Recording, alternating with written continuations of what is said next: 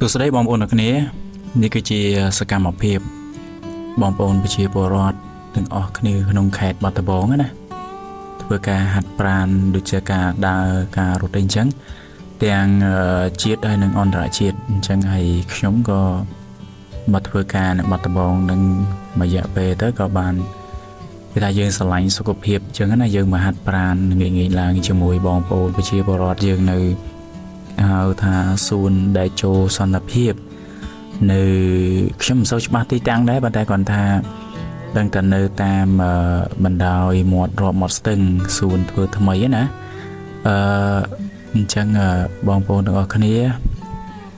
ស្រឡាញ់សុខភាពស្គាល់ថាហាត់ប្រាណ30នាទីរាល់ថ្ងៃណាធម្មតាជាទូទៅយើងរកស៊ីយើងធ្វើការជាប្រចាំសម្រាប់បងប្អូនទាំងគ្នាប៉ុន្តែក៏យើងត្រូវចែកលេខពេលរបស់យើងក្នុងមួយថ្ងៃ30នាទី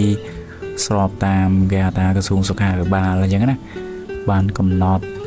បានប្រាប់យើងដែរហើយខ្ញុំបានថតវីដេអូដើរបដើបានថតបដើហ្នឹងរយៈពេលដូចជា3វីដេអូអញ្ចឹងបងប្អូនកុំភ្លេចជួយចុច like ចុច share វីដេអូនេះផងយើងឃើញថាផែនបាត់ដំបងយប់ឡើងភ្លើងចិញ្ចឹមស្អាតណាបាទហើយបងប្អូនយើងក៏ទៅសាកសស្រាំទាំងខ្ញុំទាំងគេហ្នឹងដើរជាមួយគ្នាប្រាជ្ញការងារបដើដើរហាត់កីឡាហាត់ប្រាណបដើអញ្ចឹងណាហើយខ្ញុំដើរដូចជាសរុបទៅ10000 ទៅ 12000 ជំហានច្រើនដែរបាទ1ម៉ោងខ្ញុំជាមួយនឹងក្រុមការងារលោកគ្រូអ្នកគ្រូការងារខ្ញុំហ្នឹង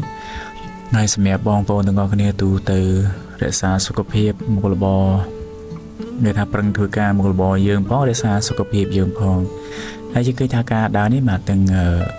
ងចាស់ទាំងក្មេងទាំងស្រីទាំងប្រុសច្រើនមែនតើបាទអញ្ចឹងខ្ញុំក៏ចូលរួមដើរក៏មានអារម្មណ៍ថាសប្បាយស្ដាប់តន្ត្រីបដើមើលទេសភាពបដើជជែកការងារបដើអញ្ចឹងណាហើយឃើញថាបងប្អូនយើងនៅខេត្តបាត់ដំបងហើយកន្លែងនេះបាត់ដំបងគេថារីចម្រើនយូរហើយអញ្ចឹងកន្លែងនេះទៅធ្វើថ្មីដែរឃើញថាស្រស់ស្អាតមែនតើអញ្ចឹងមិនមានអ្វីច្រើនទេក៏លើកទឹកចិត្តឲ្យកាន់បងប្អូនប្រជាពលរដ្ឋកម្ពុជាយើងស្រឡាញ់សុខភាពជាចម្បងយើងប្រឹងធ្វើការប្រឹងរកស៊ីរៀងខ្លួនក៏ស្រឡាញ់សុខភាពយើងដែរមិនបាច់តើច្រើនទេបាទហាត់កីឡាតែ30នាទីជាងរឿងរាល់ថ្ងៃក៏អាចគេថាបញ្ចុះកាឡូរីជាតិស្ករជំនួយឈាមបេះដូងខួរក្បាលអីអញ្ចឹងណាបាទនិយាយទៅស្រឡាក់សុខភាពយើងក៏គឺកាន់តែល្អប្រសើរទោះបីជាយើងចូលចិត្តហូបម្ហូបសាច់អីច្រើនអីចឹងណាពេលយើងហាត់កីឡាទៅវាគេថារាងកាយរបស់យើងវាកាន់តែចាស់ទៅវាកាន់តែមានបញ្ហាប៉ុន្តែគាត់ថាពេលដែលយើងមានការហាត់កីឡាហាត់ប្រាណត្រឹមត្រូវទៅវាអាចគេហៅថាជួយសម្រួលការងារសុខភាពយើងវាកាន់តែច្រើនផងដែរអញ្ចឹងសម្រាប់វីដេអូនេះកុំភ្លេចជួយចុច Subscribe ហើយក៏ដូចជាចុច Like និង Share ខ្ញុំម្នាក់មួយផងណាអញ្ចឹងសូមអរគុណច្រើនជួបគ្នានៅវីដេអូក្រោយៗទៀតសូមអរគុណច្រើន